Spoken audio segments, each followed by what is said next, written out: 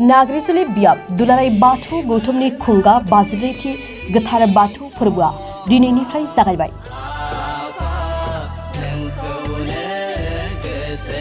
दिनै गोथार बाथौ सान बाथौ सिबियारि बर'फोरनि थाखाय दिनैनि साना मोनसे जर'खा सान।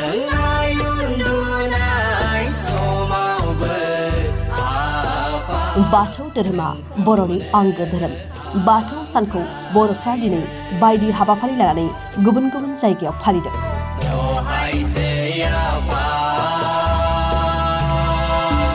बेबायदिनो तामुलपुर जिल्लानि सिङाव थानाय नागरिजुलि बियाब दुलाराय बाथौ गौथुमनि खुंगा 54थि गोथार बाथौ फोरबोआ दिनैनिफ्राय जागायजेनबाय। जानुवारि दाननि 22, 23, 24 आरो 25 खालाराव सानब्रैनि मेहेरगोनां हाबाफारिजों खुंनो लानाय बे 54थि गोथार बाथौ फोरबोआ दिनैनिफ्राय जागायजेनो। गिबि साननि हाबाफारि बायदियै दिनै फुंनि समावनो गाहाय दरखं बेखेवनाय, साखोन सिखोन खालामनाय आरो जौसां, सायनासालि आरो थानसालि बेखेवनायजों जागायो।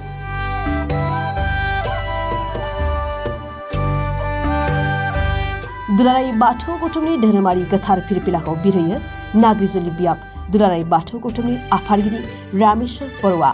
बेनि उनावनो आफादनि लोगो आफादगिरि रमेन बर'आ गोथैसि खाम्फायाव बिबार बावजेनो।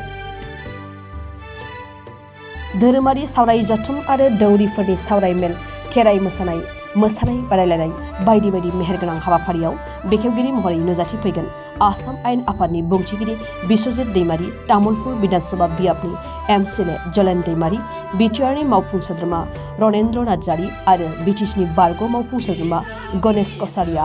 मख'नो गोनांदि 25 जानुवारि खालारनि जोबथि हाबाफारियाव बर'नि मुंदांखा मेथाइ खनगिरि बिराज मोसाहारिया हाबाफारिनि देंखो मोनाबिलि आयदायाव बाहागो लागोन।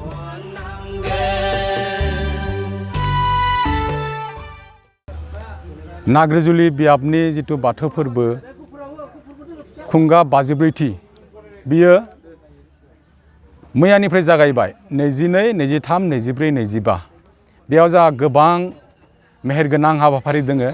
जेरैबायदि मैयानि दिनाव जोबनानै थांबाय जोंनिया देउरि सावराय मेल। बेयाव जों आलासि लिंहरदोंमोन BBMनि फोसावदिं नेहाथारि रत्नेस्वर बसुमतारी बिथांखौ।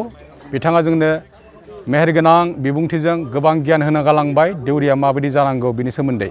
आरो बिनि उनाव दिनै गोबां हाबाफारि जानानैबो थांबावबाय। गाहाय दरखं बेखेवनाय आरो अफिस दरखं बेखेवनाय, मन्दिर दरखं बेखेवनाय बेफोर जानानै थांबाय।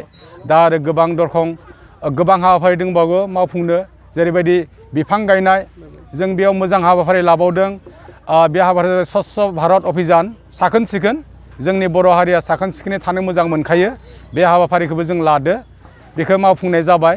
आरो फैगौ समाव गाबोनो आरो मोजां हाबाफारि दंबावो खेराइ। बे खेराइयाव फैगोन जोंनिनो बिधान सभानि स्पिकार, मानगोनां जोंनि बयनिबो मानिजाथाव बिश्वजित दैमारी सारा बेयाव नुजाथिफैगोन बेखेवगिरि महरै। आरो बिनि उनावबो मोजां हाबाफारि दंबावो। जोंनि आरो मोनाबिलि हारिमु दङ। बे हारिमुखौ बेखेवनो फैगोन जोंनिनो बिटिसिनि EM रनेन्द्र नार्जारी बिथाङा नुजाफैगोन बेवहाय बेखेवनो थाखाय। आरो मोनसे आरो साबसिन हामसिन जोंनि हाबाफारि दंबावो जोबथारनाय खालि।